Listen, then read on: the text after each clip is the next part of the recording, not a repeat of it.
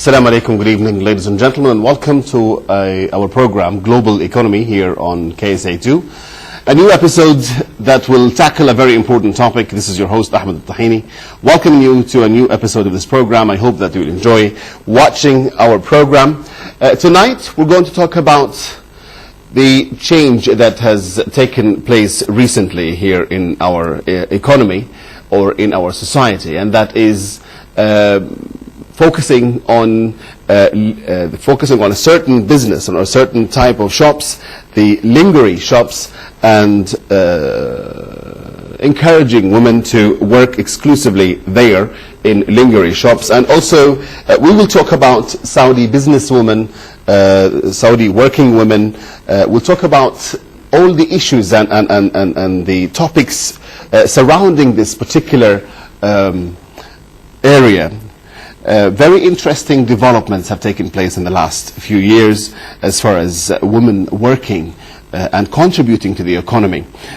Also, we'll touch on the professional Saudi businesswomen who are, some of them are actually members of the board of directors in certain companies, some successful businesswomen who have done a great job in certain business fields. With me in the studio is Mr. طلعت حافظ, Media and Banking Awareness Committee Secretary General. Would like to welcome him to the program. Well, thank you, Ahmed, for having me in the program, and we hope that it's going to be a successful program tonight. Talking about a very important subject. The topic is very hot and very interesting, and it's very relevant to what's going on these days.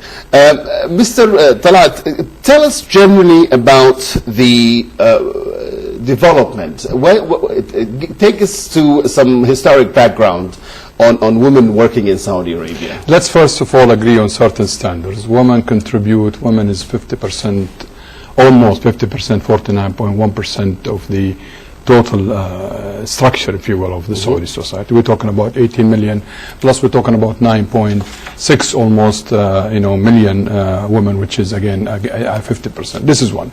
Second, if you look at the basic ruling of the government, it talks about citizen, and it talks about citizen, it addresses both women and men. It does not differentiate between who's the citizen. It means by saying so, it means that the woman and the man has an equal right to everything, you name it. That's applicable, of course, to the male and applicable to the female, meaning that equal footing of education, health, healthcare, if you will, workforce, etc. But of course, in the context, if you will, of protecting the woman identity, this is very understood, Islamic identity and what have you. If you look back four and a half decades or 4 decades, we used to in the education part of the women, it was some of the families were against having a female, if you will, to be educated in schools. Now things has changed a lot significantly. Now we have Professor Khawla Al-Kare, we have Professor Hayat Sindi, and so on and so forth, prominent ladies, Saudis ladies, that we have them that really astonished not only the Saudis alone, but also astonished worldwide in their, in their contribution, whether being to medicine or other fields of life. Some of them actually have taken jobs in UNESCO. Well, Thuraya Abeid, Dr. Thuraya Abeid is a very well-known character in the UN, and it's a Saudi lady that really, having a very, advanced and very important, significant in the UN, for example.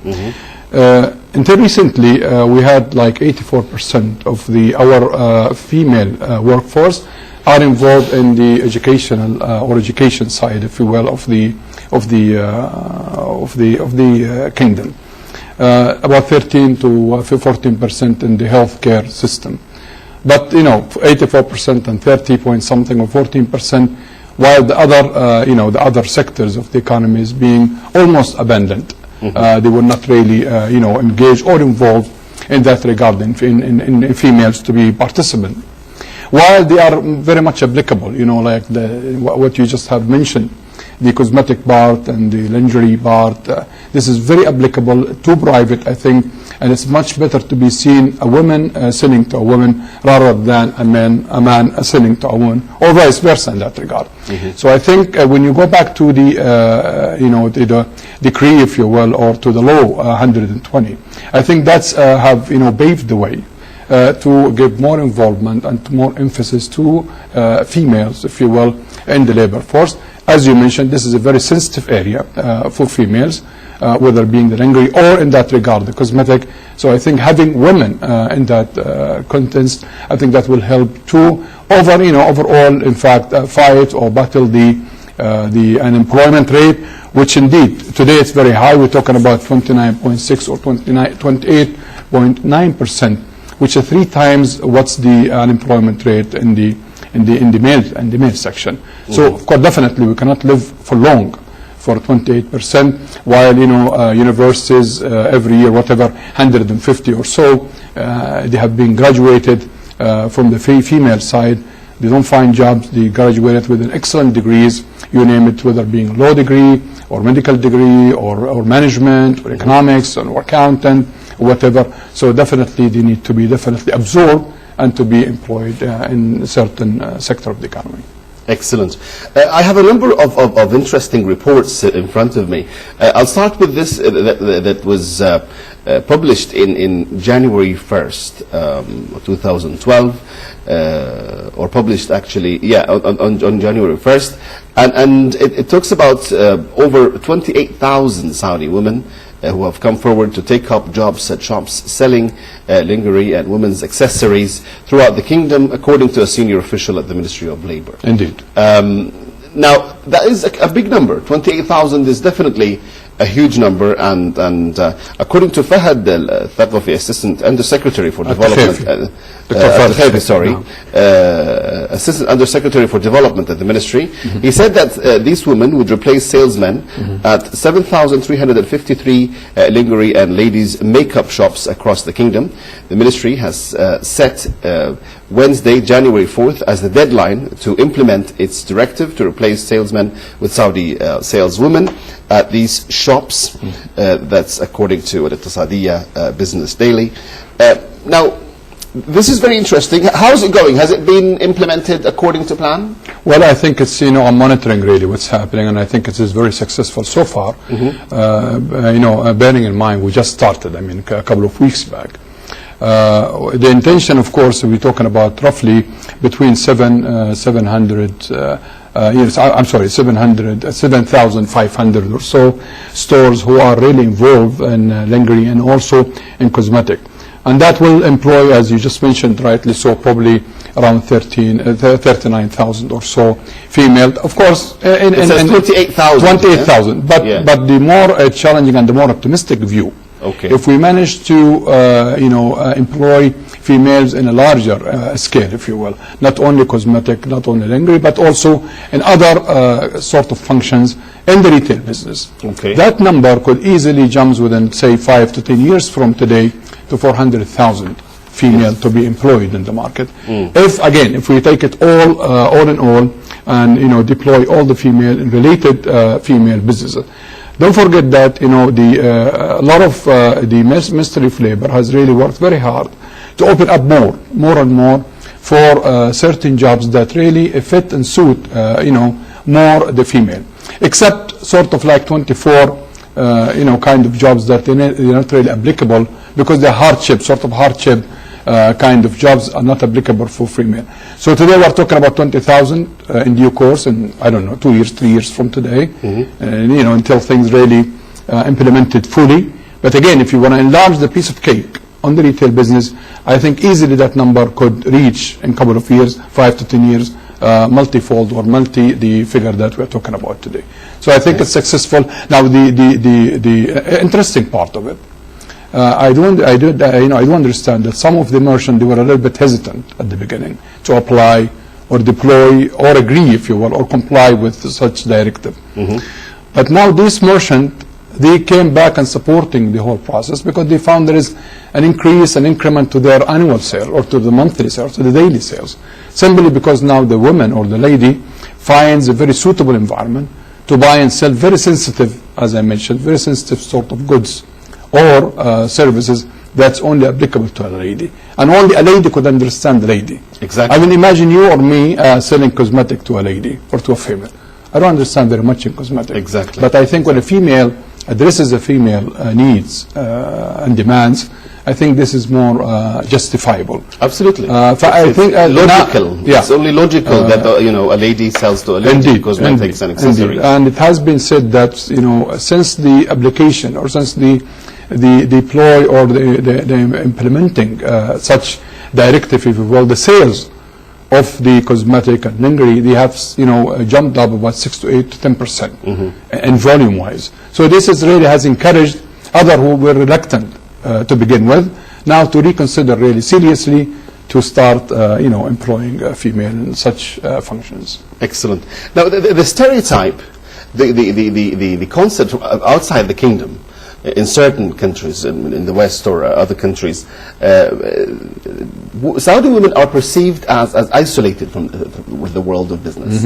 This is according to a report here from the Monitor magazine, their electronic version. They're saying that that Saudi women are often looked at or perceived as isolated from business or the world of business, with little economic influence. That's how people perceive them. Because they're virtually absent from the body of international literature on female entrepreneurship in the Middle East and North Africa. Because of that, it is difficult to say how many women own businesses in Saudi Arabia. But the evidence that we see suggests, according to them, that they account for a small but growing share of total business activity. Of course, people tend to be stereotypical because of lack of data and information and enough explanation on what's going on in the kingdom, actually, in regards to businesswomen contributing and working in the business. So what they did a study, and the study revealed female business owners in Saudi Arabia, as elsewhere in the world, to be positive, oriented toward the future, and committed to finding ways around the obstacles they face. Now, what challenges face women working in Saudi Arabia, and specifically Saudi businesswomen, and what has the government done to facilitate, their involvement in the business? Well, as you rightly has mentioned, that we have a cultural issue for sure. That yet still some do believe that women, their place is home. Is definitely not to go to work, definitely not to participate with males in whatever kind of activities that has, even if it is not a male and a female working together, this is not the issue. But just purely women are to sit home, and this is the proper place. Okay, that's a cultural issue that has been carried decades and decades and decades all over. However, I agree with you that yet we need to see more of involvement in the business sense from the female point of view. Right. Because yet if you look at the investment, whether FDI, foreign, direct investment or non-direct investment, you would find maybe 3% at the maximum, the participation or the participant or the participating female in the overall investment activity in the kingdom.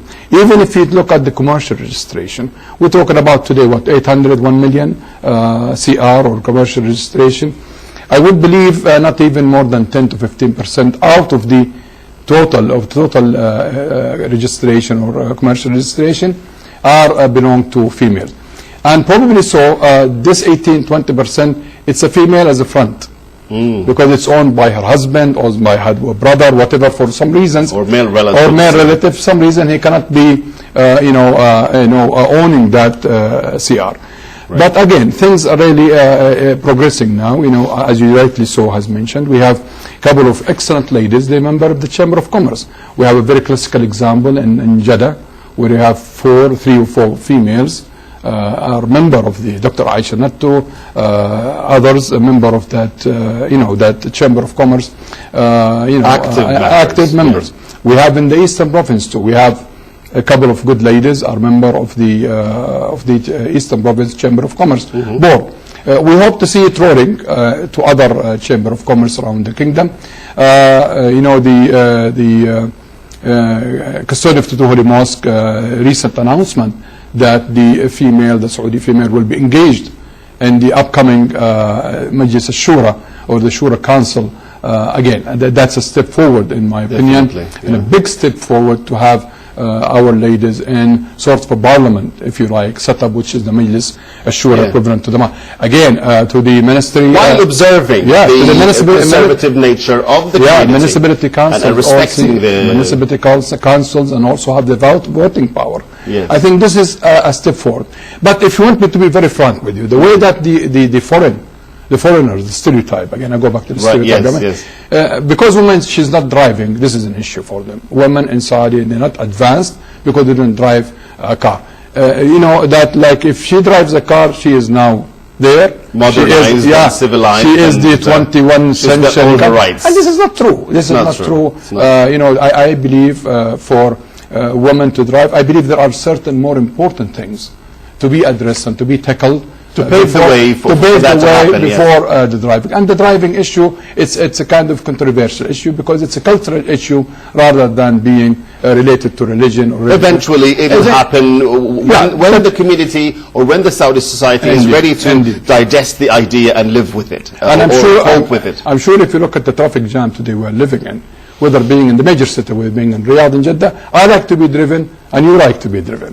Just to relax and enjoy the ride and do some business during the drive. Getting from one point to the another. Yeah, so I think this is the sort of stereotype, but this is the issue that's reflecting negatively on the Saudi one. But look at now, as you mentioned, Dr. Thuraya Abeid, Khawla Al-Karea, Hayat Sindi, and others whom really very prominent ladies, successful in in medicine, in medical field, in education, and other things. So I think you know we are on the right track. We need to work a little bit hard because yet there are certain sectors of the economy or the business it is not yet really tackled as it should be. Right. There are some interesting results of this study that I mentioned earlier.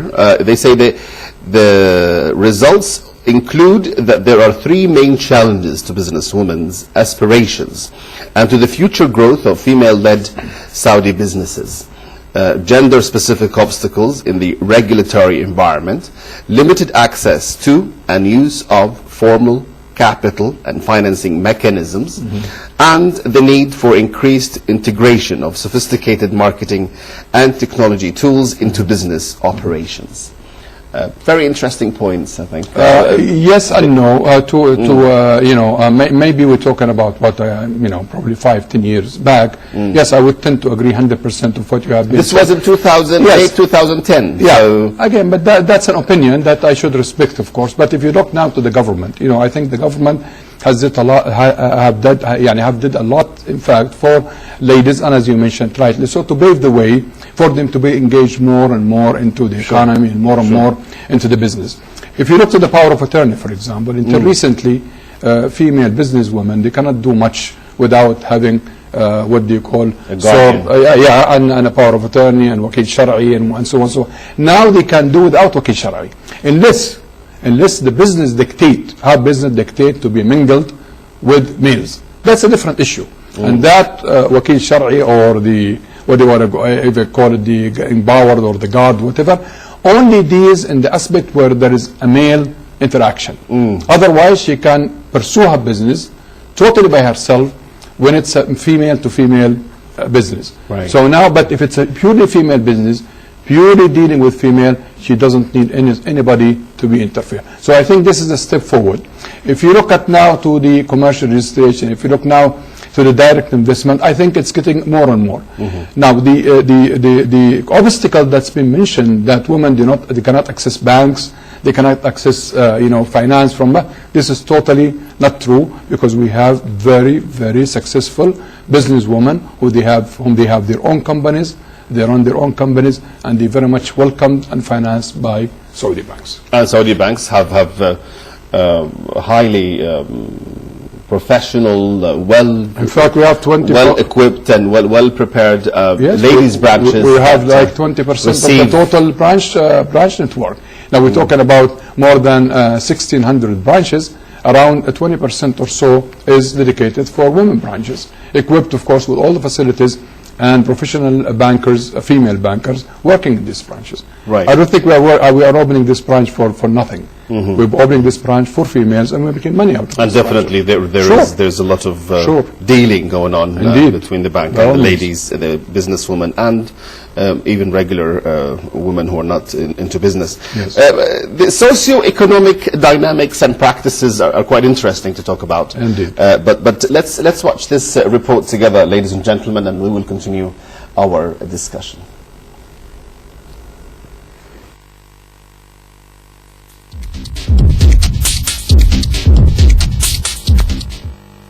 Good evening, dear viewers. We're having here Mr. Robert. Mr. Robert, what do you think about the role of Saudi female in the economic here, in Saudi economic? Hi.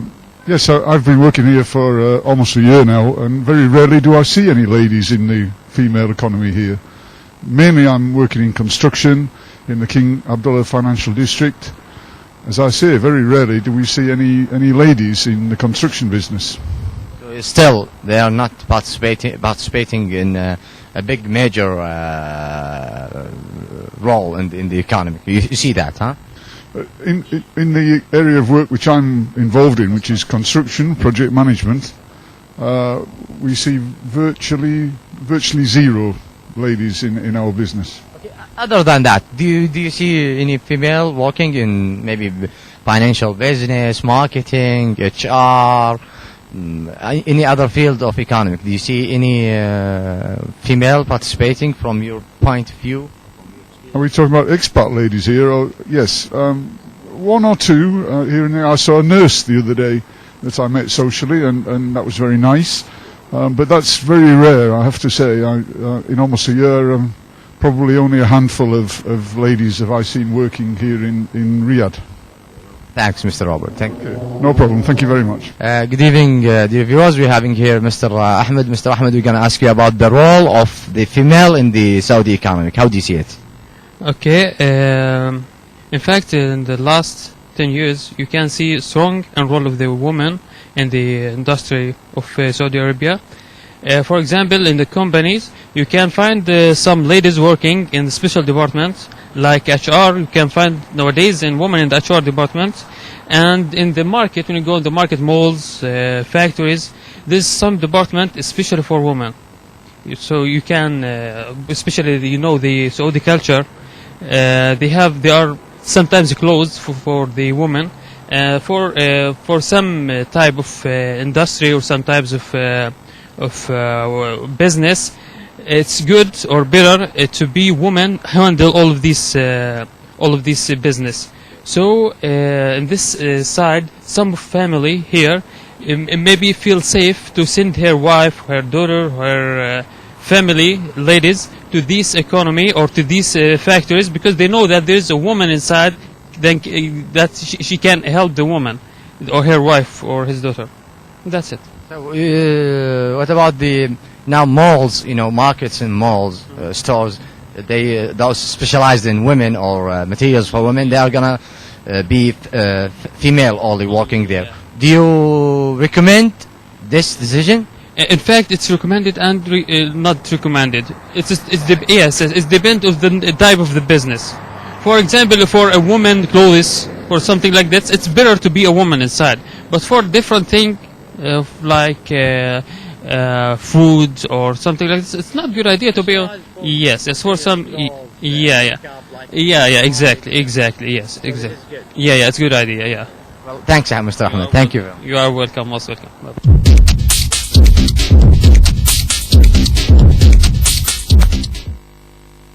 Welcome back, ladies and gentlemen, to Global Economy. With me in the studio is Mr. طلعت حافظ, the Media and Banking Awareness Committee Secretary General. I'd like to welcome him again to the program. Thank you for having me, Ahmed. We will be joined right now, actually, by Mrs. Huda Abdurrahman Al-Juraisi, President of the National Committee for Women at the Council of Saudi Chambers. Mrs. Al-Juraisi, thank you very much for being with us. Good evening, and thank you for inviting me to participate in your program. Excellent. Can you tell us about this National Committee for Women at the Council of Saudi Chambers? What kind of activities does it do? What does it aim to do in order to help Saudi business women?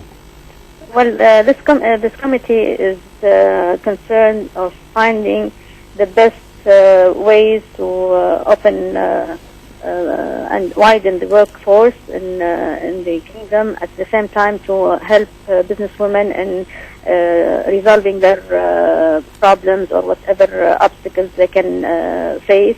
So we're working on both sides, solving both sides of problems. Excellent.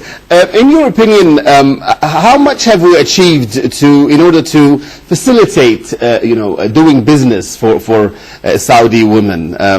Is it easy for them? Are there any serious challenges or obstacles that need to be addressed and taken care of?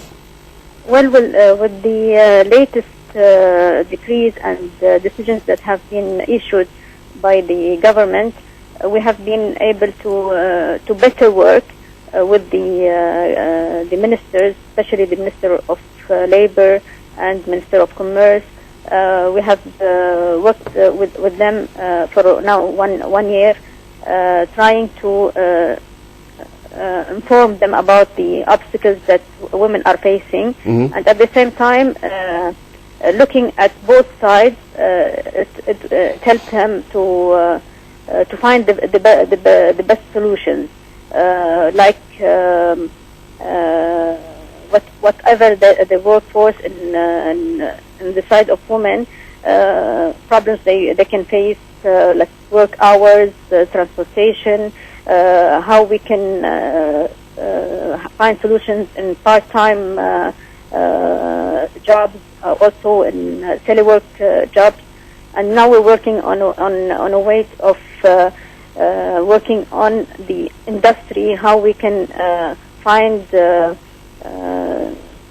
women investing in industries at the same time, even if businessmen are working or are investing in industries, how we can have some part of their fields taken by women. Interesting. Do you think that the fields of industries or business that are open to Saudi women are still limited, or are they growing to become more open to Saudi women? Well, of course they're limited. In Riyadh, we have visited 14 industries who are already have started with opening the possibilities for women to work with them, and we have studied what would be their obstacles, how we can resolve these obstacles, and we're working with the Ministry of Labor to resolve these problems. At the same time, with the Ministry of Commerce in a way how to facilitate the investment in that part. What have you achieved so far? Can you give us some clear accomplishments in this regard? What do you think are the most important accomplishments that you, as a president of the National Committee for Women at the Council of Saudi Chambers, that you have achieved yourself with the team members that you work with? Well, we have, if you remember, we had the decree numbered 120. We had studied it, all the 9 items of this decree, and at the same time we have informed all ministries concerned what are the obstacles and what our ideas how to solve these problems. And we have seen that the government, even ministries, have taken these points into consideration, and they have changed. And you have another decree now, the A121, and they have focused on some problems to be solved and how it can be solved, because some of the items in the first decree, the 120, it was not clear in some part of how it should be implemented. And the 121, it's clearer how to implement and what are the parts that we should focus on.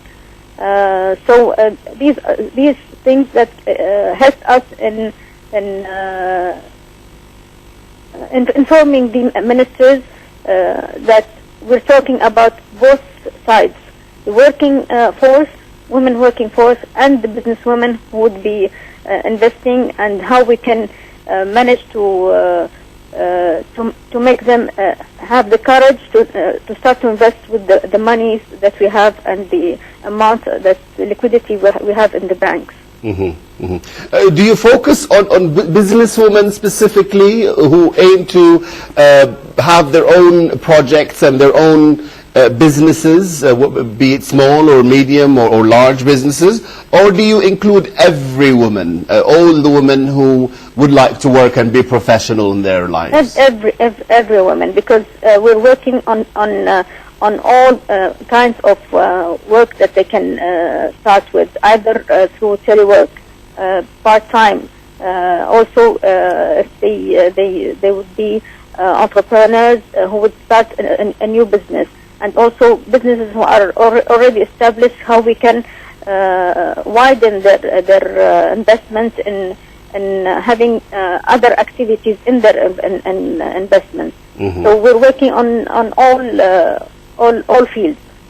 Definitely, the fact that there are about 28,000 Saudi women who have replaced men in sales jobs, that's definitely a breakthrough for you. Yes, of course, and we're still facing problems with solving some of the problems that they are facing because of the transportation issue. That we're looking how we can solve this issue by either having public transportation or having initiatives from businessmen or women investing in that field, so we can facilitate that particular part of transportation that is a big issue for us for the time being. Excellent. My last question to you, Mrs. Huda Al-Juraisi, about 20% of shops in Mecca that used to specialize in women's products have shifted gears by changing their product lines. That's according to an official at the city's Chamber of Commerce and Industry. And this was in the beginning of this year, the Hijri year. This was on the 7th of December 2011.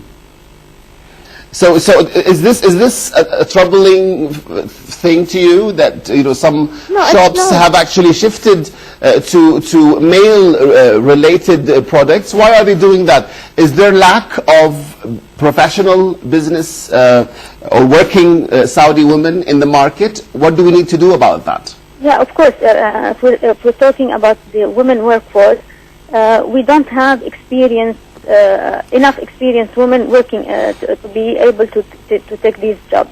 Okay. At the same time, it's. Can I stop you there?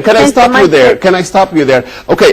So the royal order was very encouraging to you, but is there any way that the council itself can work with the relevant agencies to train and get these women ready to work in these jobs? Yeah, of course, we're doing it. We're doing it by having these women trained.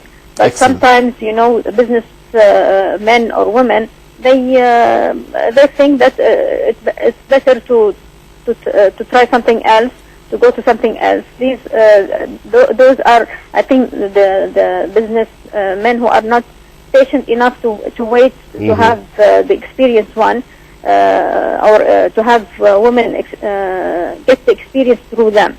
Okay, but we are really working with the Ministry of Labor and with other concerned ministries to train these women.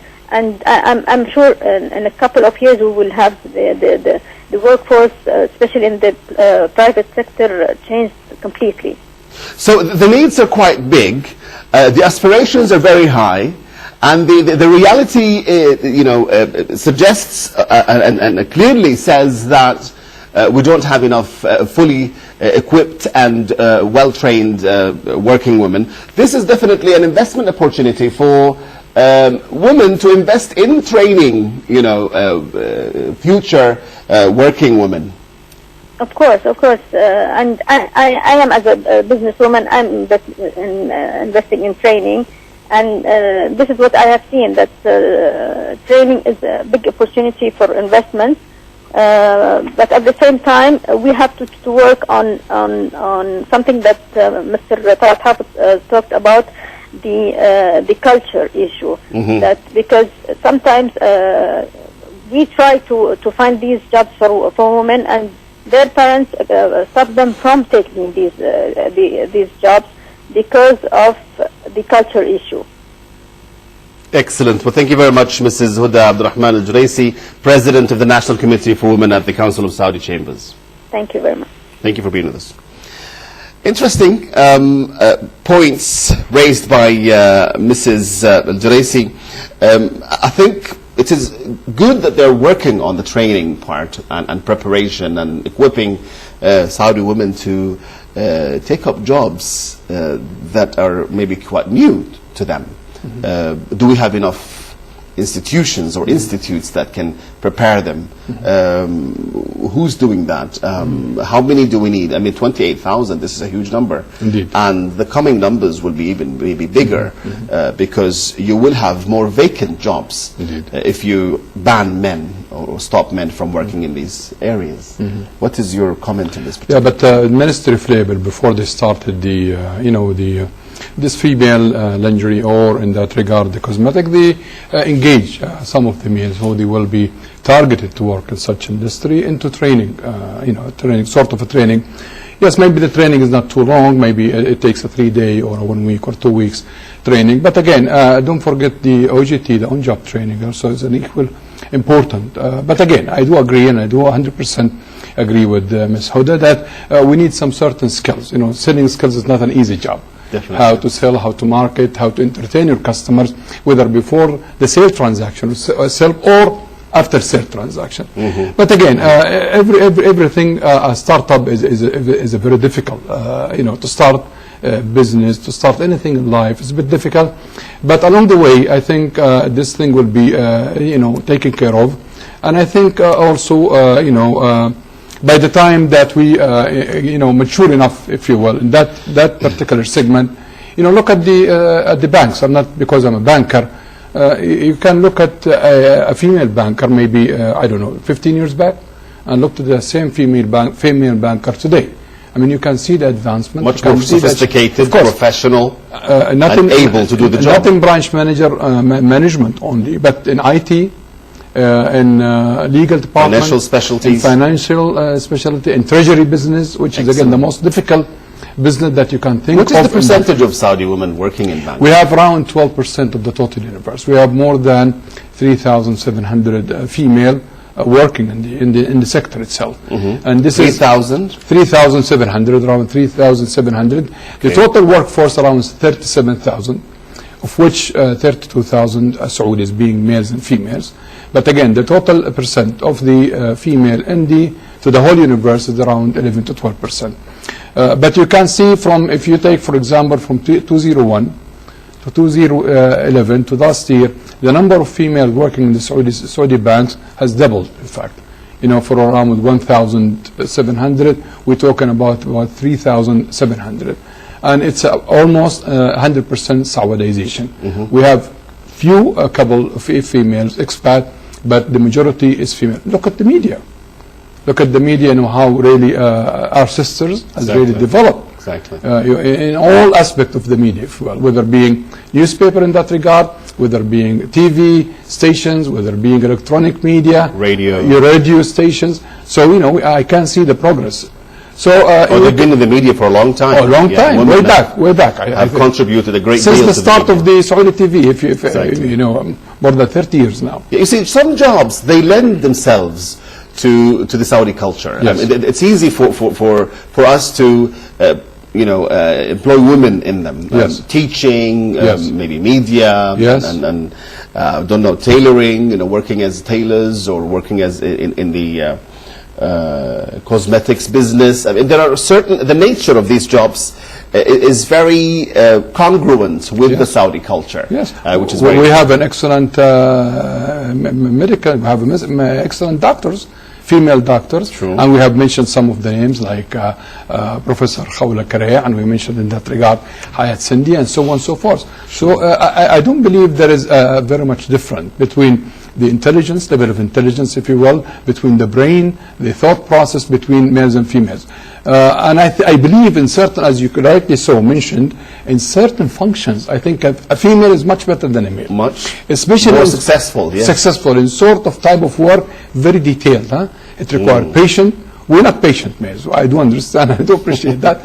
But a detailed sort of a work, a work that need to be patient and so on and so forth. I think a female could be very successful in that type of jobs. Excellent.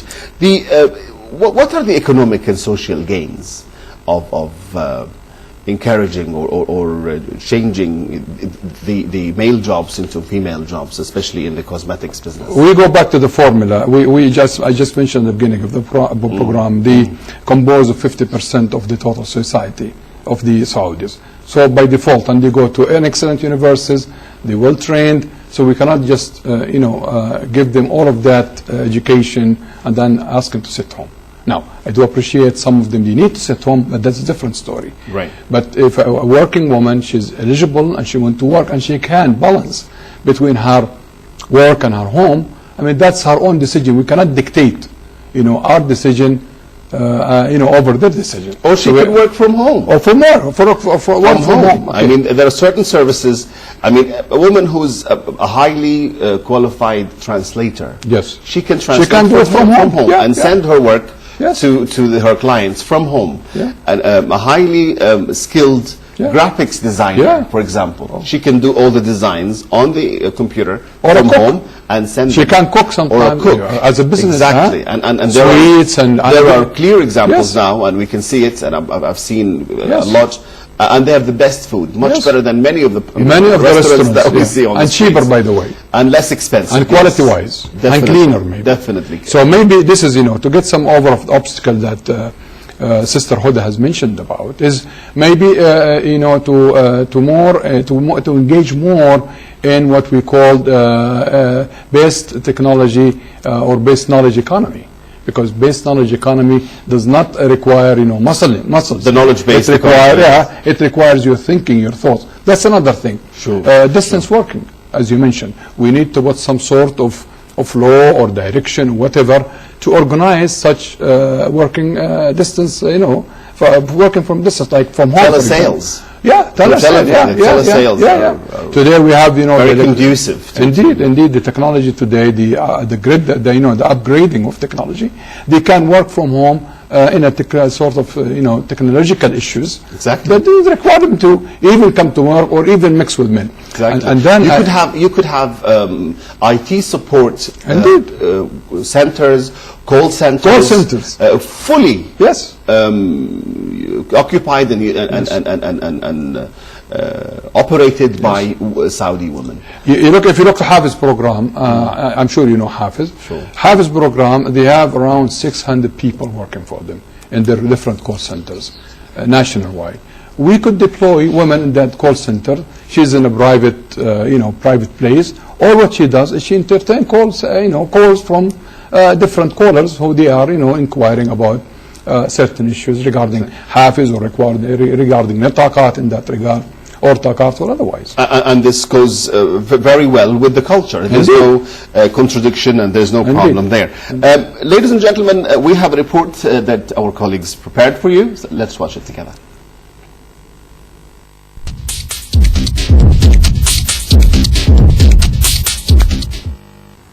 Good evening, Mr. Hussein. We're going to ask you about the role of the female or woman in the Saudi economy. How do you see it? Actually, I have been here for the last 35 years, and I have seen the 70s when I came here. The situation of the females was very difficult, and It's very rare to see ladies in the street. It's very rare to see ladies working. It's very rare to see ladies in many functions or many working areas. And now, even myself, I was working in a bank, and it was very difficult even to hire ladies at that time. But now, after all these years, I found that ladies are working. Actually, about 10% of the working force in our bank are ladies. And the progress of the ladies in Saudi Arabia is going very fast, increasing and encouraging. And even now, it was very difficult in the past to meet with ladies or to talk to ladies. Now, in my working area, I always sit with ladies, talk to ladies, discuss with ladies. And I notice even the participation of the ladies.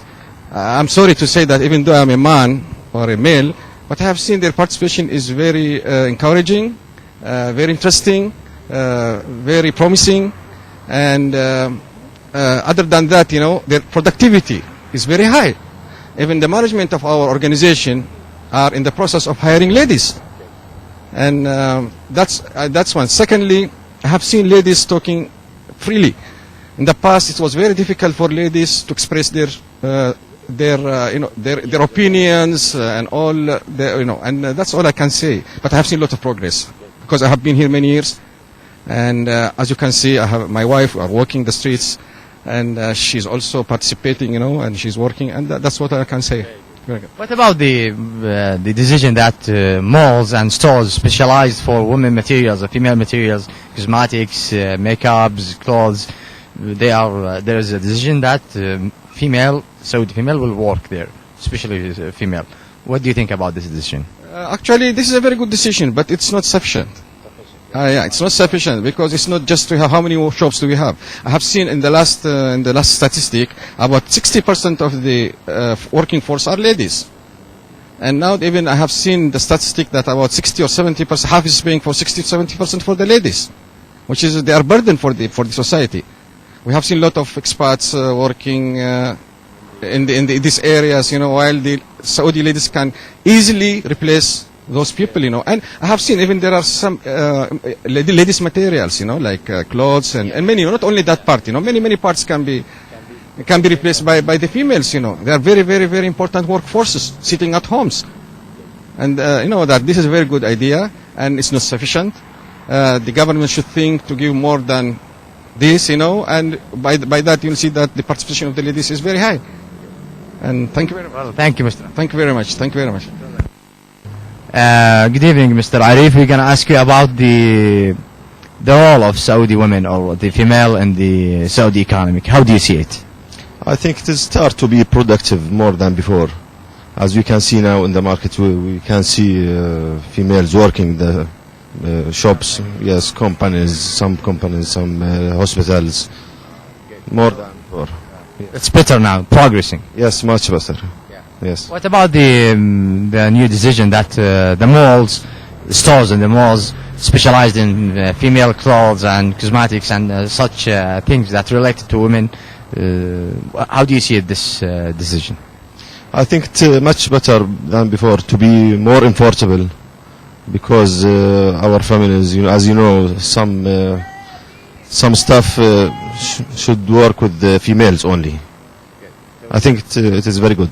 You recommend it? I recommend it very much, yes. Well, thank you very much, Mr. Arif. Welcome, Mr.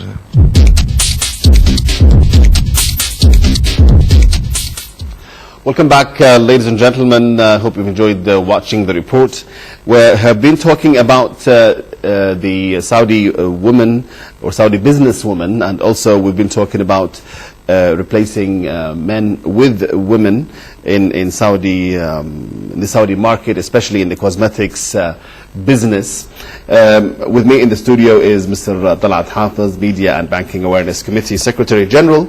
And I'd like to ask you, Mr. طلعت, about the investment environment for Saudi women. How conducive is it, and how attractive is it for Saudi women? Of course, Mrs. Huda Juraisi spoke about a few challenges and obstacles, and that they're working with the Ministry of Labor on overcoming these obstacles. And definitely, still, I think the Saudi society is looked at as a male-dominated society, as many other societies. But of course, as some of the reports have suggested, the share of Saudi women being businesswomen or just working women is growing, that share. But in your opinion, the investment environment for women in Saudi Arabia, how tempting is it? How attractive is it? I believe it is very attractive, it is very tempting, because again we go back to certain businesses whom we believe are applicable more to female rather than males, and also requires female skill rather than male skill. Now the complaints, I believe, of the female businesswomen in the kingdom is they're looking to open up for certain businesses that they are for the time being monopolized, if you will, by male. So they need a little bit of a share. Not 100%, but at least equal footing, if you will, 50-50. Right. Now, some of the females are looking for a female, if you will, industrial cities, i.e., only for females, equipped with all the facilities applicable for them to practice their business. I believe Dr. Tawfiq al-Rabi'a, who is the secretary of or the minister of Ministry of Commerce and Industry, and before he was, a modern executive, if you will, CEO, I think he has this sort of a vision. So maybe because now he's the minister, he probably could deal with such requirement of the female. But I believe also the females should help themselves by supporting themselves. One of an executive lady is telling me sometimes they conduct some certain courses, and invite a couple of females. They don't attend.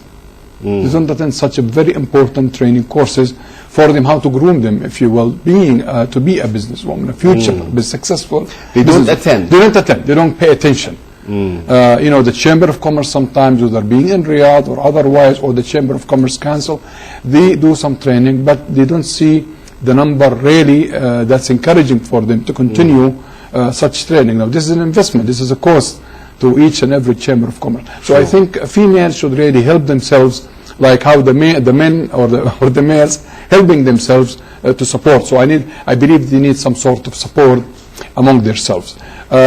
I believe. Why do you think? So you think the attendance isn't very encouraging? It's not very encouraging. I think. And why do you think that's the case? I don't know. Now Hafiz. They're not so keen on attending, or maybe they did not know about it. No, marketing to reach out to all. No, maybe they are keen, definitely they are keen to attend it, but maybe I would not saying loudness, but maybe it's something, I don't know. They need to really too busy focus. to attend. No, this is not an excuse. This is an excuse. If somebody offers you a course, an interesting course for a 3-day or 5-day course, but there must be a reason why they're not attending. I mean, if somebody know. offers you, is it a free course or do you have to pay? Usually, even what's 1,500 riyals for a very interesting course, a 5-day course that shows you ABC investment, practices, if you will, how to be a successful entrepreneur, whether being males and females. I think this is an interesting course to definitely as to enlarge, if you will, the working force or the domain for me. As you mentioned, distance working, or as you mentioned, technology or knowledge-based economies, to open up for the knowledge-based economy. My last question to you, we're coming to the end of our episode tonight. Have we looked at the women who are interested in working or having their little project with the support in small villages and towns? I mean, are we just looking at big cities, or does this cover all? No, it covers all, because we have the productive families. I mean, I'm talking about the banking sector and others, and other STC in that regard, and other companies like Safola, the Saudi Tourism Commission, of course, and also Abdul Latif Jamil Babrizg, of course. Definitely. They are supporting what's been known, or as the productive families. Usually, the productive families in sort of areas, remote areas or what have you, is to groom such families, and some of them, they tend to be a very successful business and help them establish an income, indeed, a monthly, yearly income. In fact, some of them, they were under that social welfare. Yes, they went out of it now, and they stopped paying zakat. Independent. They stop paying on their own They used to take financial zakah, income from their but business. now they are out of that thing Excellent. and they're paying zakah. That's very good news. We'll end it with that note, very positive note. Mr. طلعت حافظ, Media and Banking Awareness Committee Secretary General, thank you very much. Well, thank you being for with us. having me, Mr. And many thanks to Mrs. Huda Al-Jraisi, President of the National Committee for Women at the Council of Saudi Chambers, for also being with us on the phone. Ladies and gentlemen, that's the end of our program. Good night.